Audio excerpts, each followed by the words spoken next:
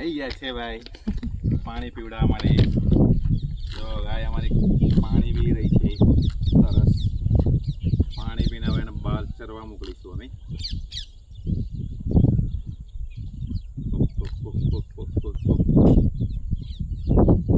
ક્યાં છે દૂધ?